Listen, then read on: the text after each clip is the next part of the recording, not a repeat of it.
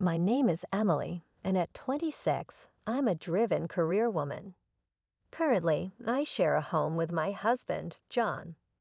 Lately, I've been contemplating starting a family soon, but John believes we should first focus on building a house and settling down before considering children. Therefore, we're diligently saving money for our future home. Despite my desire to start a family promptly, John remains adamant about his stance. Whenever I broach the topic of children, he reiterates the need to establish our home first. It's disheartening how he disregards my perspective. I resign myself to the idea that I must work harder to contribute to our savings. John and I have been married for a year now, and I've noticed a pattern in our relationship. He rarely considers my opinions. This trait has persisted since our dating days. Initially, I admired his strong convictions, but in marriage, mutual respect for each other's viewpoints is essential. I fear our marriage is faltering, especially with the influence of his parents, who live just a short drive away. John frequently visits his parents, citing reasons like cutting down on expenses. However, I've discovered he indulges in drinks with his coworkers, conveniently omitting these expenses from his frugal calculations. It's perplexing how stringent he is with me about saving yet lenient with himself.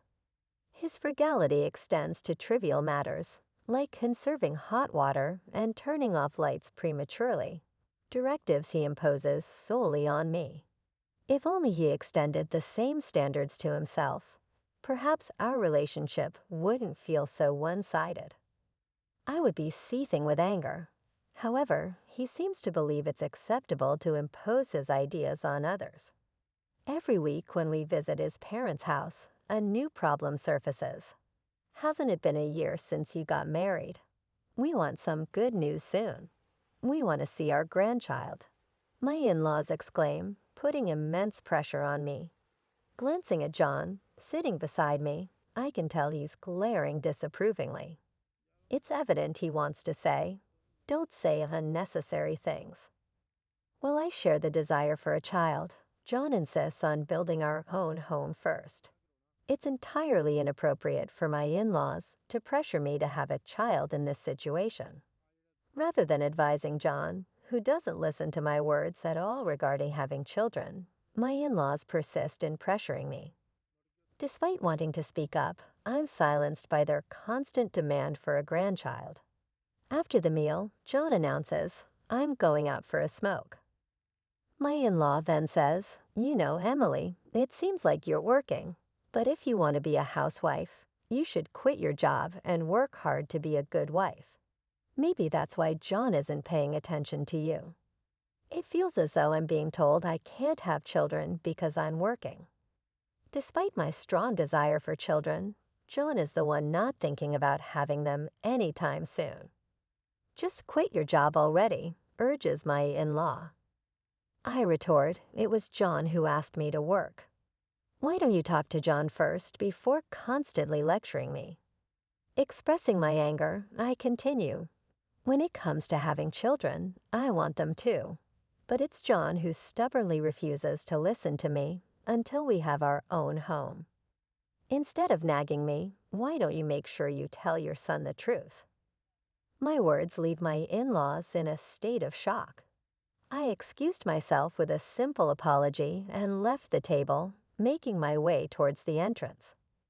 The anger within me extended to John, who leisurely smoked by the entrance without saying a word.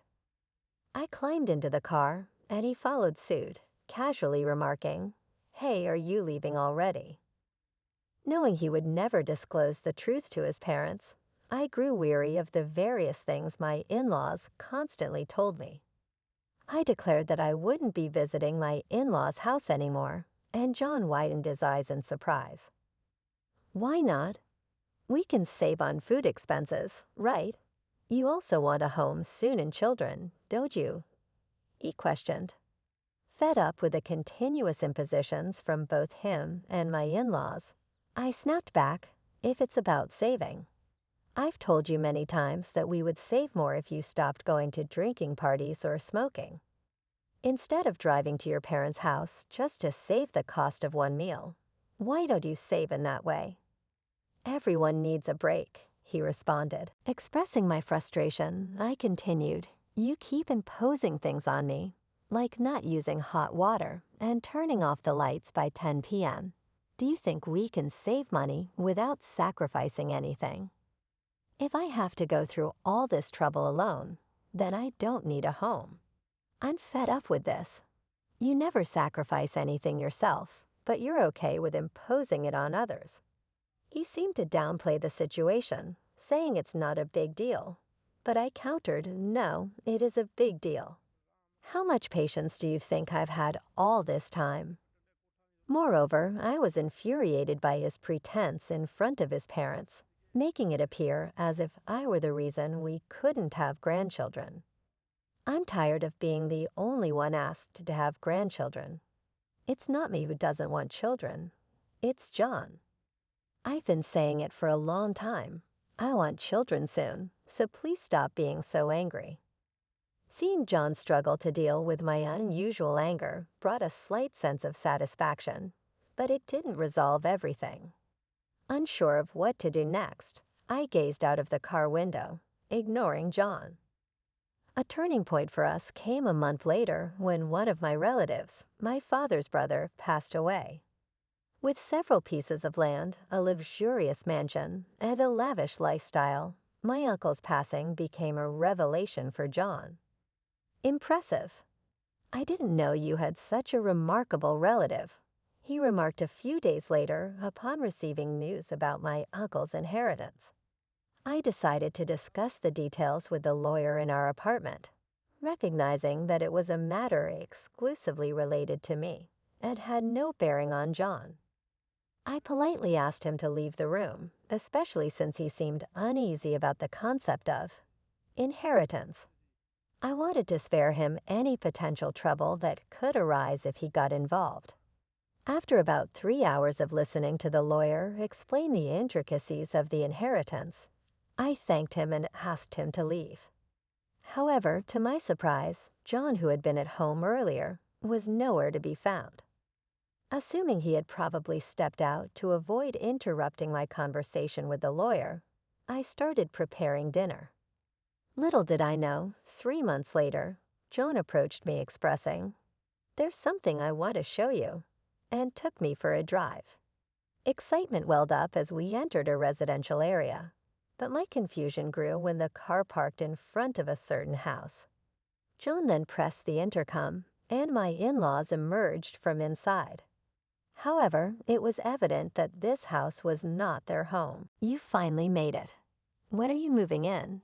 my father-in-law asked. "We're thinking of moving in by the end of this month," John announced. He continued blaming me for being a selfish daughter-in-law and accused me of always shifting the responsibility for having children onto John. I shot a disapproving glare at John, bewildered as to why he brought me here when I had clearly stated I wouldn't visit my in-laws anymore.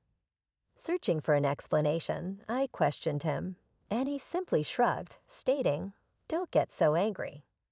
If we live together, we can bridge the gap between you and my mom. Besides, this will be our new home from now on, so you should cooperate on the children issue as well." Living together. His revelation left me in disbelief. I hadn't agreed to live with them, especially after explicitly stating that I wouldn't go to my in-laws' house anymore. The situation was further complicated by the nature of the house, as John disclosed it was a two-family house. My plan was always for us to live with my parents eventually, so what's the problem with living in a two-family house now? He asked.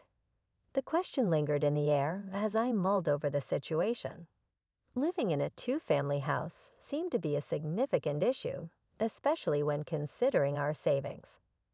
According to our financial situation, building such a splendid new house was seemingly impossible. I couldn't fathom how John managed it. My dad and I chipped in the money, so our savings are empty, but it's fine, right? John casually mentioned, his nonchalant attitude perplexing me. He continued, I heard your uncle's inheritance was worth $690,000. So if you use that money to repay us for the cost of the two-family house, it should be fine, huh? I was taken aback. The idea that he believed my inheritance should be used to fund the house without my consent baffled me. Even if I were to inherit the money, how I used it should be my decision, not his. Frustrated by my rejection of their proposal, John reached into his bag and pulled out a pre-filled divorce form with his name on it. Your divorce money is our money. If you don't like living together, let's get a divorce, he declared. I took the divorce form from his hand, expressing, fine. If living together is the alternative, then divorce is the better choice. I firmly placed the divorce form into my bag, turned my back on him, and my in-laws, who looked stunned. Ignoring their reactions, I continued, by the way, I renounced my uncle's inheritance. John froze with a bewildered expression. Without waiting for a response, I took a bus and headed home to our apartment. Upon arrival, I promptly filled in my name on the divorce form, which already had John's name on it. I then submitted the divorce papers and immediately purchased cardboard boxes at a home improvement store to start preparing for the move. Recognizing that I couldn't handle the move alone, I hired a moving company. Fortunately, it turned out that not many moves were happening during this season, allowing for a quick relocation. As I packed for the move, a commotion outside the front door indicated John's return. I had the chain lock on and addressed him. Sorry, I had the chain lock on. I don't know what you might do when you're so angry. I need to finish packing for the move. Could you stay at your parents' house for a few days? I won't accept a divorce, John declared, widening my eyes in surprise. I reminded him, but you handed me the divorce form, didn't you? If you sign the divorce papers, that means you agree to the divorce, you know. Astonished, I questioned whether he truly understood the implications of what he had done. He frowned, appearing frustrated, but quickly changed the subject. Why would you give up on a $690,000 inheritance? He had rushed to my in-laws, and they impulsively purchased the two-family house without considering the consequences. I explained that the inheritance discussion came to me because there wasn't anyone else to inherit it. My uncle had 3 sons, 2 daughters, a wife, and grandchildren. However, all of them renounced the inheritance. Therefore, it ended up coming to me. My uncle did have $690,000, but he had to demolish his mansion, spend a lot on maintaining his land, and he had plenty of debt. I realized that renouncing the inheritance was a better choice than inheriting it. John was in disbelief, exclaiming, "No way." So even if you had inherited $690,000, you're saying there wouldn't have been much money left. That's fraud. I explained that the lawyer and I had a proper discussion about it, but someone had eavesdropped and left before hearing the whole story. My words left him speechless, and perhaps he finally realized he was in the wrong. However, I asserted, it's too late now. You betrayed my trust. We've already filed for divorce, and you and I are no longer a couple. Why are you subtly saying you don't want a divorce now? I asked. If you truly didn't want a divorce, you should have followed me right away when I returned, shouldn't you?